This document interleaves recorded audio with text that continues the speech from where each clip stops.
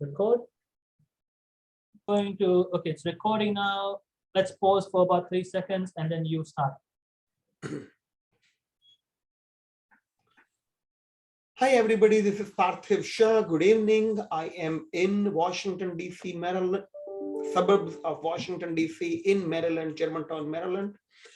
My name is Parthiv Shah. I am a business growth strategist, and I am here with my friend Shaukat, all the way from Brisbane, and Brent the Elephant.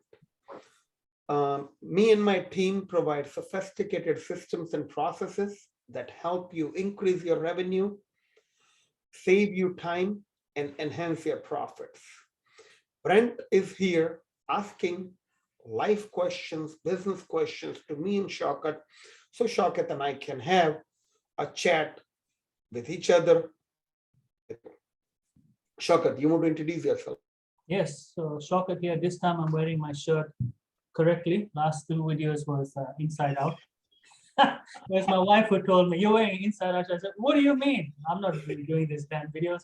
So anyway, Hey, this is a business video, not a fashion video, so that's okay. But the rule of this recording is, Shaukat, you have to wear a shirt. A shirt, finish. Okay, so tick, that's it.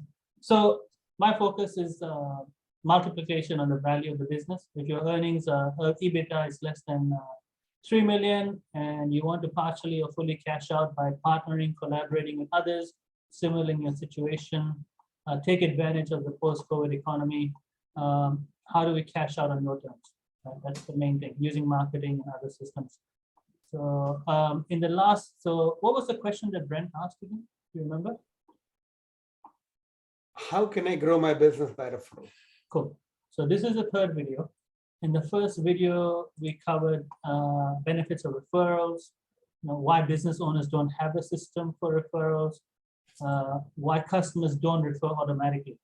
So in this one, we're going to looking at the referral machine, the infrastructure of a referral machine, and the goals of the referral machine itself. Remember, I said machine and not process. So the referral machine itself, right? So how often do we talk to businesses? And yes, they've got a marketing system to generate leads. And like you said in the previous videos, referral is usually an afterthought. And when you ask them, how important is referral in your business? Oh, it's very important. All right. Okay. Spending money on generating brand new cold leads that don't know you, don't trust you. You're spending nothing on existing customers who know you, like you, trust you. Disconnect. Yep. So your thoughts before I go into the three eyes of a referral machine. So I think we talked about this earlier, but I want to spend a little bit of time in this video also, because this is the foundation. There are 3 types of people who give you referrals, right? One is called affiliates. They're expecting to get paid something compensatory, either money or a quid pro quo or something. So it is a, hey, I will drum up business for you. How will you take care of me? That's called affiliates. Right? Another word is promoters. So if you write down affiliate/promoters, that is one type of people. Second is centers of influence. These people are in same or similar business. They congregate with your customers all the time, and it is their opinion that would persuade their customers to do business with you. There may or may not be an affiliate or a promoter relationship. Your organization, association may or may not allow it. They might not accept bribe for referring. For example, in America, physicians cannot get a kickback from pharmacy for prescribe or a drug company for prescribing a drug. So there is no affiliate arrangement between physicians and pharmacy. Not a direct one. In Australia, they can actually, they get holidays and medical equipment and not financial, but other benefits. In America, they don't like that either. I think there are legal regulations around it, and then whatever law does not control, there is an organization of physicians who control physicians. Dentists have that too. American Dental Association is an oppressing organization that doesn't promote dentistry. It oppresses dentists and controls their marketing. So unlike some organizations that promote their cause, like America has a milk association, dairy farmers association, and they spend money. There is a campaign called Got Milk. It's a multi-seven-figure branding campaign funded by the the American Dairy Association. And dentists pay money to an association that tells them you cannot market dentistry. It's kind of stupid. But anyway, I'm just grateful that I'm not a dentist and my kids didn't go to dental school, because I don't want to be a member of that association. Anyway, it's so a dentist and an orthodontist, for example. Let me tell you how stupid this thing is, okay? And I don't think it's even a law thing. It is the self-proclaimed genius doctors invented this rule. If a general practice dentist refers a patient to an orthodontist, they can get a referral fee for referring a patient. A physician can refer a patient to dentist, dentist can refer a patient to physicians, but fee sharing among doctors is not allowed. As an agency, if I refer you to a printing company, I'm allowed to get a paycheck from the printer for referring business, because I want you to go to this printer, not to your printer, right? You can't do that. In America, doctors can't do that. I mean, God bless them. They still love their profession. So that's, I'm sure there is some logic behind it, but that's COI marketing. So as I said, there would be rules that you have to abide by. What we are really going to talk about today is getting referrals from grateful clients or patients.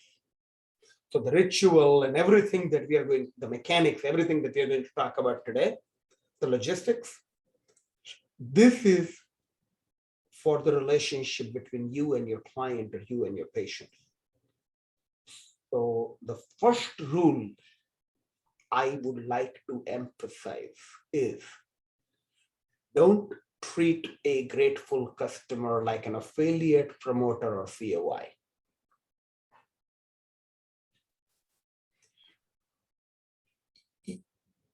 Some people run a referral contest. You will win this bicycle. The person who gives me the most referrals wins this bicycle. Okay, so the guy who gave you 6 referrals gets a bicycle. The guy who gave you 5 referrals will never give you another referral in his life.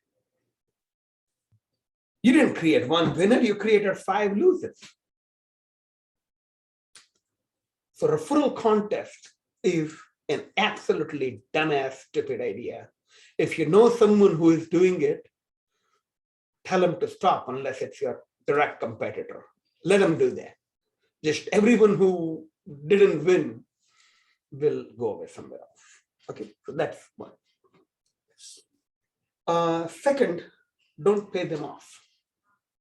Referrals are earned, not bought. If you have a policy that every time you refer me a business, I will give you $100 discount towards your next visit, you're going to create a culture of coupon clippers.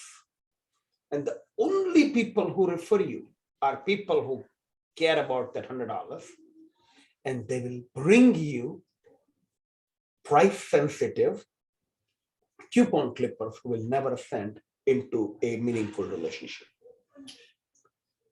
And third, don't forget to express gratitude efficiently, immediately, eloquently, and personally.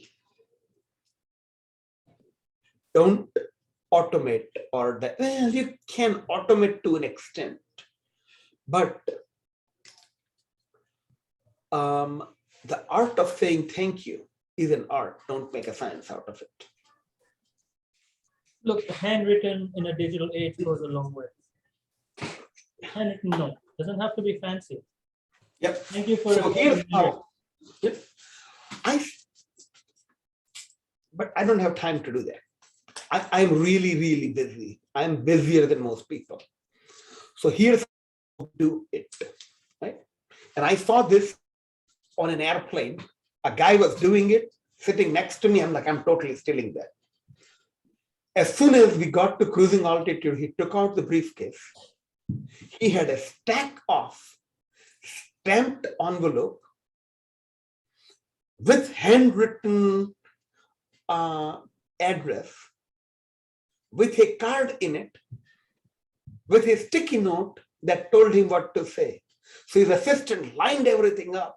He just had to sign it, write a one line while on plane, close the envelope, and when he got off the plane, drop it off.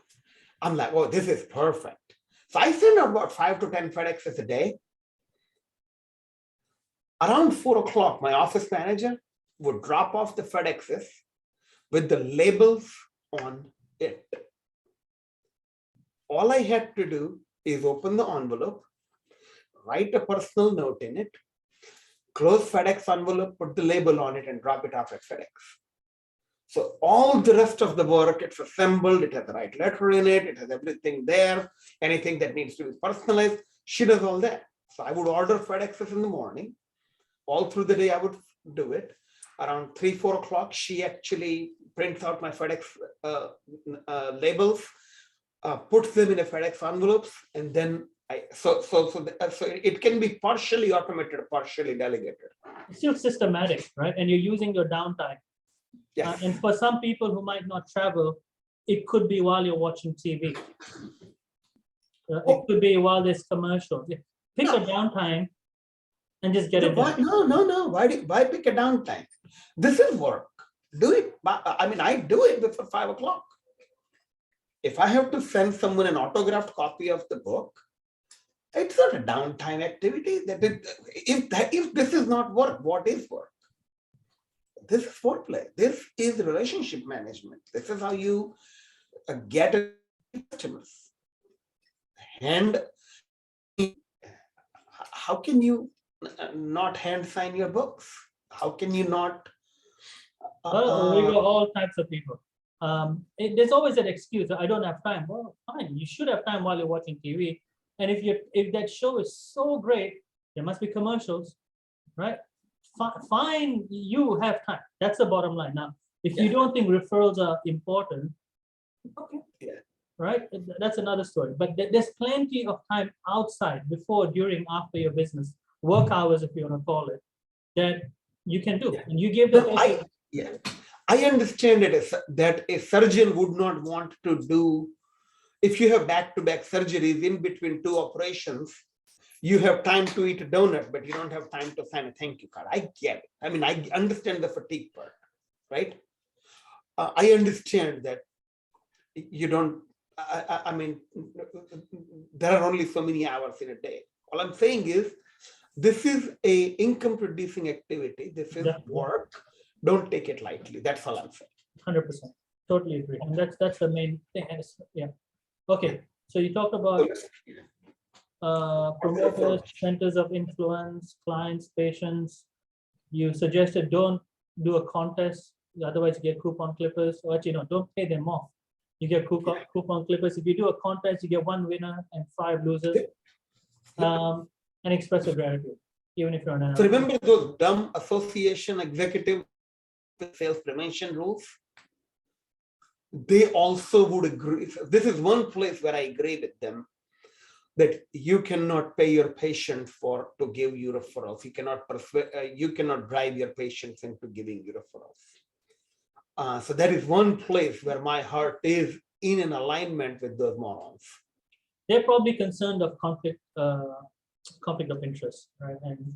And so they do what they do. There's always ways around it, ethically, legally. There's always ways around it.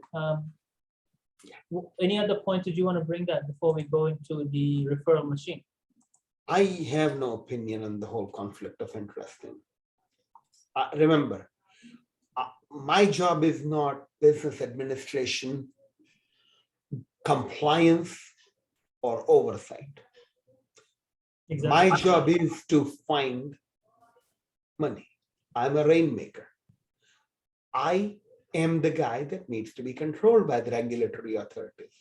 And I'm perfectly okay being in compliance with the rules of engagement set forth by other people. Don't make me in charge of making rules, because you will have a lawless land. So I don't make rules. I just follow them. Just don't expect me to like the rule makers. They tell me what to do, and but I will understand the rules of engagement set forth and do everything in my powers to make sure that we are in compliance with the rules set. I don't have to like the idiots, but I have 100% respect for the rules they make. You know why? It's their land. This is the law of their land. They are the doctors. They control the license. They make the rules. They state the rules. They clarify the rules. They enforce the rules. I study the rules and I follow the rules. So I'm fine with it. It's just, I find it amusing that some people actually have a job of making up that crap. And I'm just glad I'm not it. Okay, so can we move on to the next topic before someone throws something at me? Yeah. Okay. What is a referral machine? Right? What is it, and what makes a referral machine a machine? Right, there's 3 I's that Dan Kennedy talks about, but you want to talk about that? You want to elaborate? I was not going there. So yeah, you go, because that's not what I had in mind. So a referral machine is a machine. It's not just a process. It's self-running, right? And it's constant. So a process can be passive. It can just be there. It may not be followed. But a machine switches on and it's functioning. So 3 I's to a referral machine, right? 1, it has to be intentional. Number 2, investment. There has to be made an investment. Number 3, there has to be integration. So what do we mean by intentional? And you mentioned in your previous videos that it's usually, an afterthought. So it has to be intentional. My business has a referral machine, has a lead generation machine, has a referral machine, right? If you don't have that intention and if you leave it to the last thing, you don't have a machine, you have a hope. And hopium is a powerful drug. So there has to be it starts with the intention. This is how we're going to do work. So you inform your customers, you set it up with your staff, or you set it up with your partners, even suppliers. So they need to know that you have a referral machine, and that's how you're going to be doing business moving forward. And there's a process behind it, and that process is active, not passive. So it starts with that, intentional. The second thing is investment. So just like how businesses would spend money on lead generation, but you've got to put an investment in a referral machine. So you can't say that referrals are important to you and you don't invest in it. You're putting 0 in, you're getting sporadic results, haphazard results, and you're going through feast and famine, and you wonder why. But if you have 0 intention, and if you have 0 investment, and if you're still getting referrals, you know what that means? You're lucky. No, you're very good. Your market loves you. That means you're a damn good doctor. And people will promote you because you go above and beyond the call of duty at serving them the way they want to be served. They are so grateful to you that even if you're a jerk and don't treat them well, they will say, I want you to go to Shaukat. You will not like the way you're treated, but what he does is going to change your life. I actually have a friend like that. When I refer him out to my clients, I say, fair warning, he is short on saying, he is punctual of starting and ending meetings.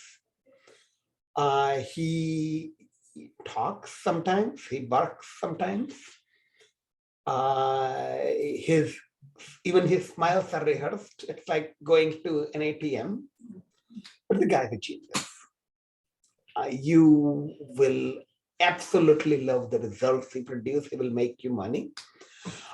So just, know that you are leaving Parthiv and talking to him at time. There is no teddy bear in the room. So this is the Dr. House syndrome, like the TV show, right? He rubbed off everybody, but he's still needed. Now, if you have a business and if you want to partially or fully cash out, maybe not now, or you want to be ready, that's not going to be built into the value of the business, unfortunately. So businesses who do that, the reason I say they're lucky, yes, they're generating revenue. You're not building equity. You're not putting anything into the future bank for the business. For the individual, yes, but not for the business. So if I'm an investor, okay, I want to make sure that person is there. But we know for a fact that that person may or may not be there. It's a huge risk. Now, unless he's created a culture or she among the staff, and they all have this system, they're known for this, right? Like everybody's going to be like that. That's interesting. Okay, so I'm going to write that down. I will elaborate on that. Okay, I'm going to write down referral culture. Referral culture. Because referral culture is something an investor would appreciate. Oh, not just appreciate, pay a premium for. Who wants to? And pay a premium it's for. A premium. I know. It adds the value because. But you're leaving your core. 3 I's. You talked about third. So let me get to the final second. So the investment, right? Intentional investment. What's the third? Third one is integration. So again, you got a lead generation machine, you got a referral machine. They need to be integrated. It needs to be integrated. The business, whether it's a doctor, when they need to analyze the whole process from start to finish and identify places where it's optimum to ask for referrals. And may not be once, it may not be twice, it could be 3 times, maybe direct, it may be passive. So it has to be integrated into the whole process before, during, after, and way after sale. Could be 3 months, 6 months, 9 months down the track, depending on the business. So that links back to the intention, right? So those are the 3 things. Okay. Let's see. So can I talk about my thing? Okay. Yeah. So I'm going to talk about referral culture, right? It's a good point. Referral culture is a mishmash of integration, investment, intent implemented within your technologies, within your print, and within your people. Culture means referral. You follow the rules of referral game like your religion. A doctor will never forget to wash his hands, right? Just like that, don't forget to ask for referrals. You will never forget to take off your coat when you come in. Just like that. Don't forget to identify the moment of impact where it is appropriate to ask for a referral. So it is full-on implementation of the 3 I's and the people. That's referral culture. I would say the 3 I's is useless without a referral culture, because how you can have an intention and then forget about it. You can throw money at it and you can integrate it. But if you don't have a culture, no one's gonna follow it. It's not gonna happen. It'll happen for 1 month, maybe 3 months, maybe 6 months, and it starts waning off because your culture, your religion, it's a secular religion that you need to have. Whatever. That's why I wrote down referral culture, because I wanted to drive that point. And a bigger picture, right? Culture eats strategy for breakfast. So we can strategize all we like. But if it's not part of the soul of your business, and I'm not talking about your wife here, because I know Deepa is the soul of your business, but if it's not part of the soul, if it's not a culture, it's not a secular religion, you're kidding yourself by writing a big check. And then don't blame the agency or the strategist that it's not working. It's not part of it. I should be able to go up to the employee and say, okay, tell me about referrals, just that. And if there's no passion in it, it ain't a culture. It's a process. Okay, so referral machine, right? In my opinion, okay, so I'm going to talk about a few components of referral machines. One is NPS. Have you heard of NPS? Net Promoter Score? Net Promoter Score. Yep. Do you want to talk more about it, or should I? No, go ahead, because I've been dealing with NPS for far too long and probably I'm sick of it. But ultimately, there is very quickly you're identifying who are your detractors, which is usually a score between 0 and 3. Let me go, because I have a modified version of NPS. So there is the original NPS, and I have conveniently modified it for the purpose of the referral culture that I built. Right? And people who like follow NPS to the core would understand where I'm deviating. Those who don't, it doesn't matter. Take this as the NPS. Okay. But this ain't the original. I mean, I have made one very interesting change to my version of NPS. Okay. So you start with asking a question. It's a single question survey. On a scale of 1 to 10, how likely are you to introduce me to a friend, colleague, or referral? Right? On a scale of 1 to 10. Sometimes you do that for a temperature check. You don't know if the client is happy or not. Sometimes you do it because the client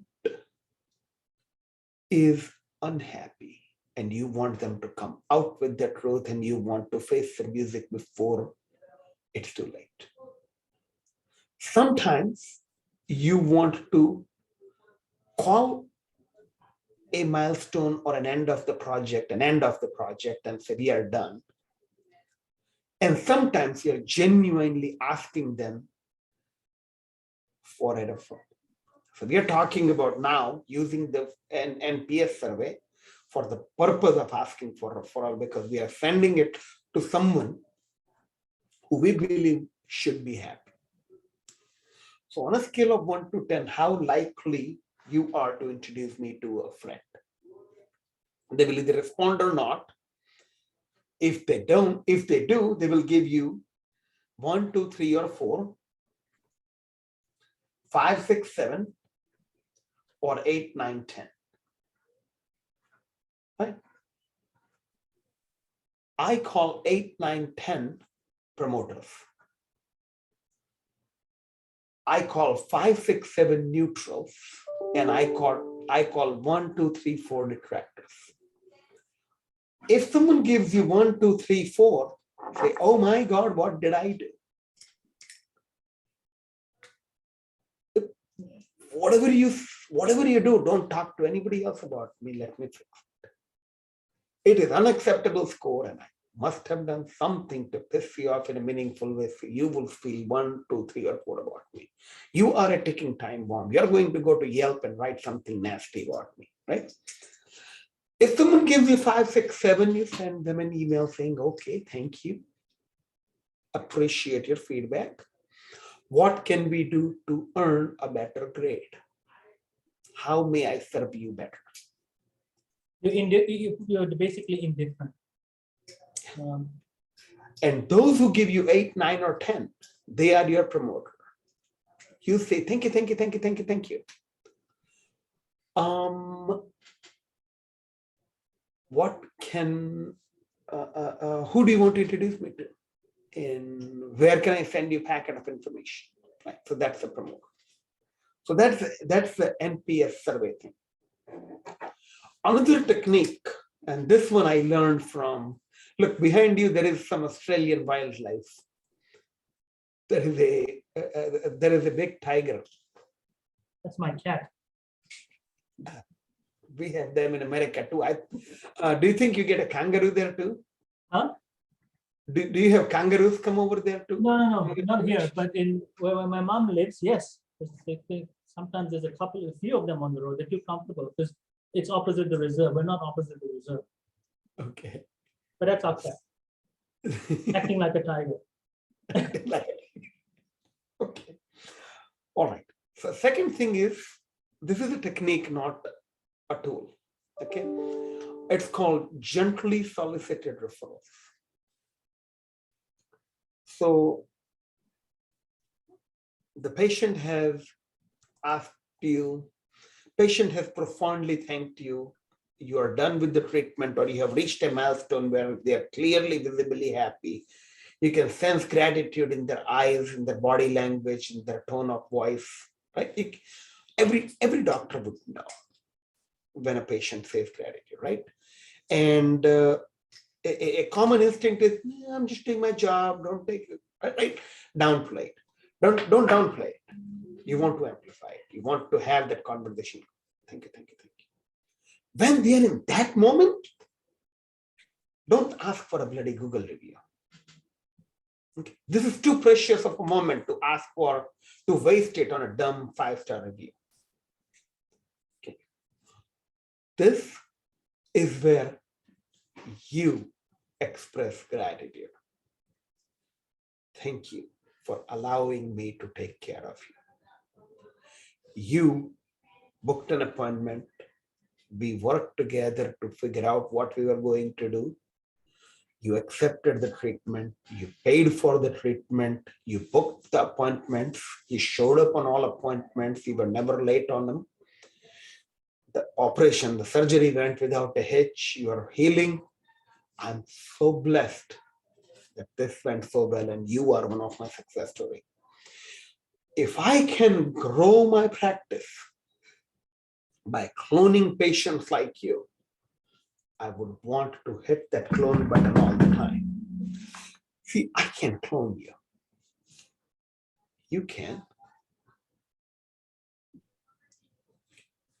I'm going to give something to you. You take out 3 business cards. On the back of it, write down your cell phone number and say, this one is for you. Put it in your wallet. And they would make sure, wait, do nothing, just hand it to them. Make sure that they put them in their wallet. It's a command. This is for you, put it in your wallet. Or trust me, they'll listen. You're the doctor in the room. I mean, okay.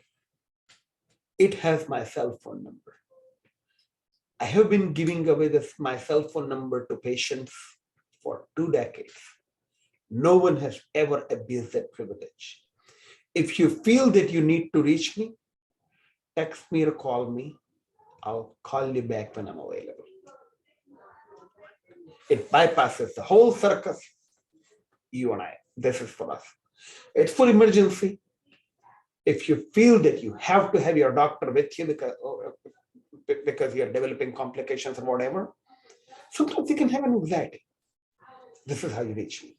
Now, the number you gave them, it could be your real cell phone number. It could be a pager. It could be an emergency system that someone in the office will handle. It doesn't matter. You are giving them an emergency connection to talk to you. Right? Now, I have 2 other cards.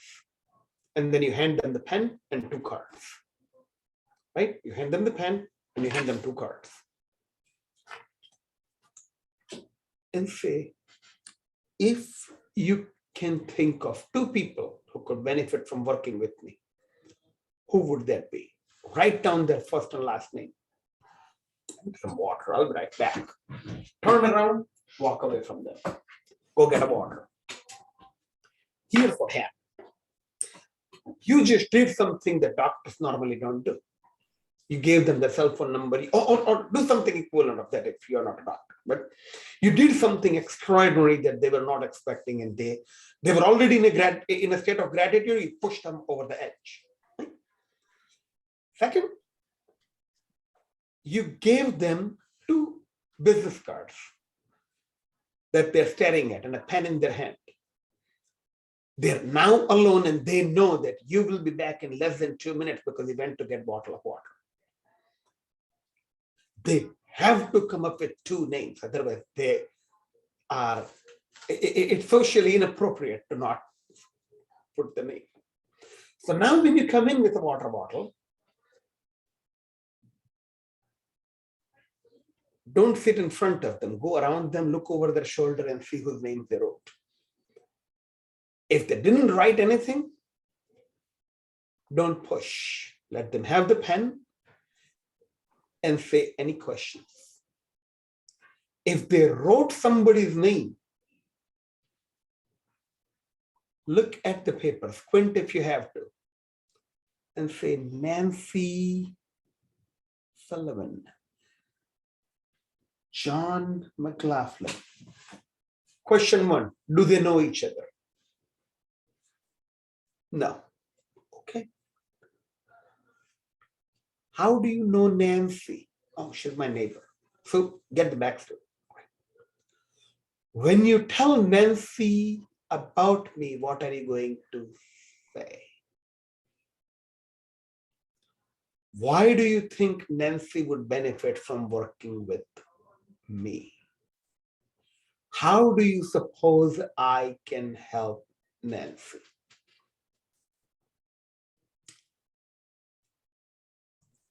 Don't write anything down. Listen, remember, and then shift. How about John?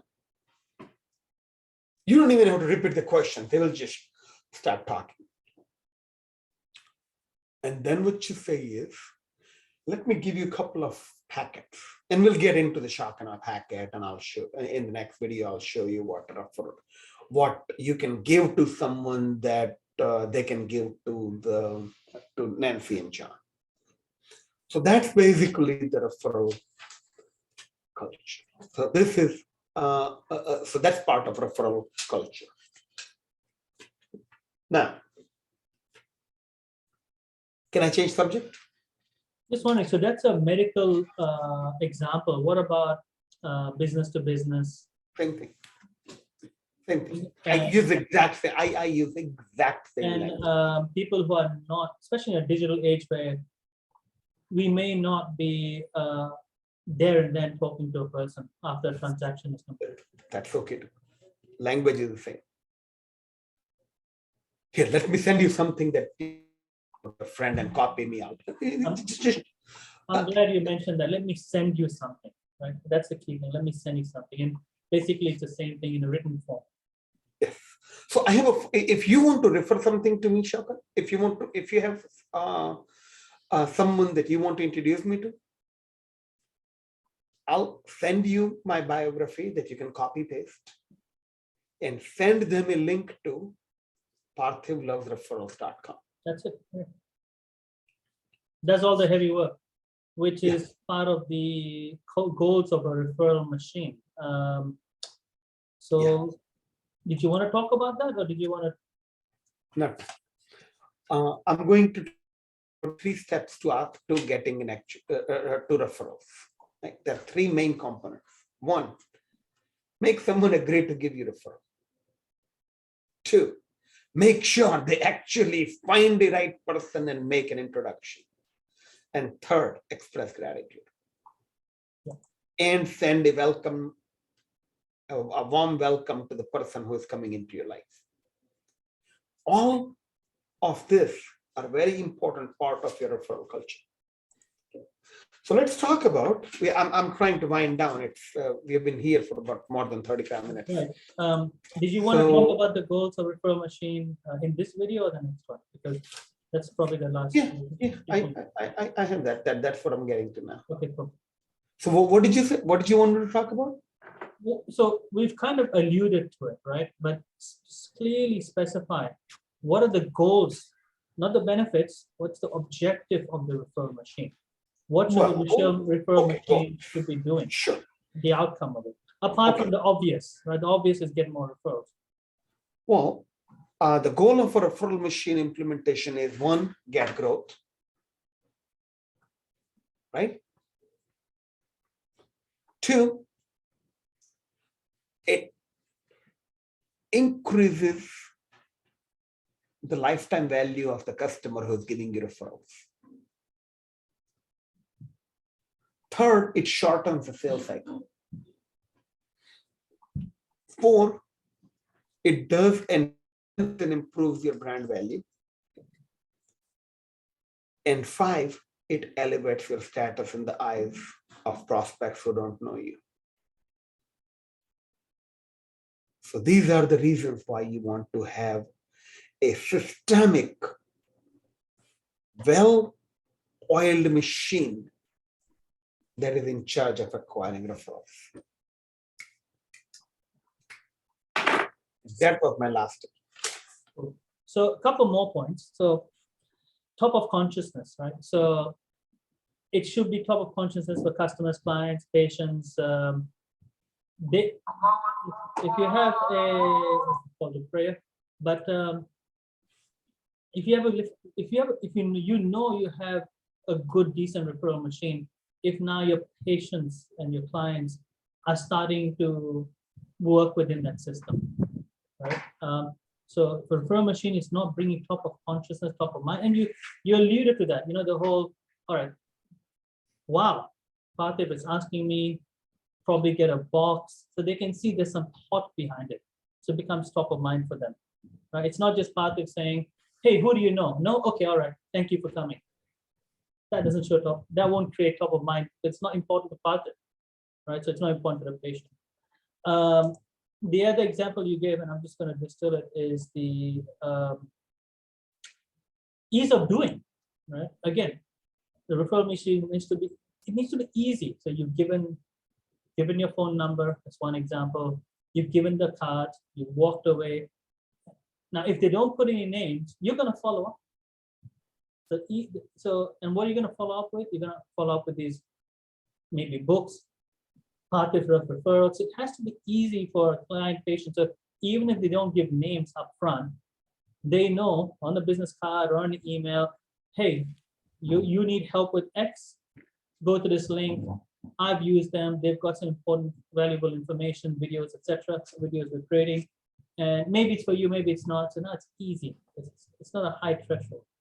Number 3, status, and you talked about the brand value, positioning. So not a necessity, but it should be able to elevate the status of the individual practitioner or the business, the status itself. If enough clients, patients start mentioning, enough people within a fraternity start mentioning, go to this mechanic or go to this doctor or go to this supermarket, that raises the status of that business, right? And you talked about probably the most valuable thing, lifetime value. Now, why are we in this business? Right? If all we get, I know one vet, right? He said to me, Shaukat, we keep getting new customers every month. So A, no repeat business, B, no referrals. And they're in business, they're actually in business. And I'm like, well, you're working a lot harder than you have to. Something's wrong there. You don't have an NPS system that you talked about. You're not talking to your customers. Something's going on, but you're in such a high traffic area that you can actually get new customers every single month, but it ain't business. So those are the goals of a referral machine. So do we want to wind down now and the next video go through your shock and awe box detailed? No, we are out of time. We'll do it in the next video. Okay. All right. And I don't have them here. I will have to I have to prepare for the props. I'll bring everything from office, and I have to come prepared for show and tell, and I'll need the whole call just for show and tell, And the choreography behind it. and the choreography behind it. Very And important. I'll bring samples from.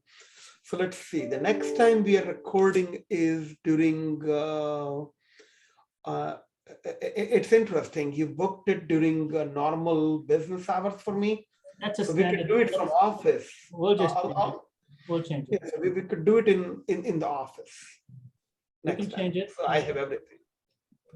Let's finish off for now.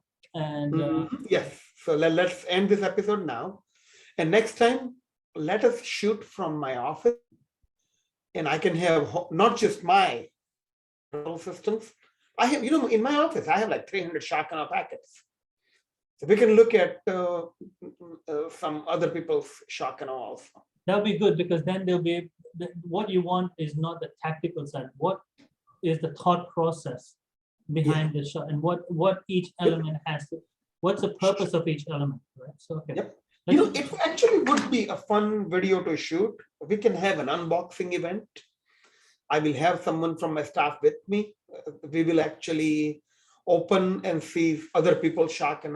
I'll show Ben Glass, I'll show mine, I'll show Dustin Burleson, I'll show some other dentist. I have one, Dan talks about Nidok Ben. I have his. So I have quite a collection. pick a few, and let's go through the thought process of how they're layered. How And because at the end of the day, it starts with opening the box. So what's the Yeah. process behind it? But all right, let's finish off Okay. for now, and we'll catch Very up good. next time. perfect. So thank you for watching. See you next time.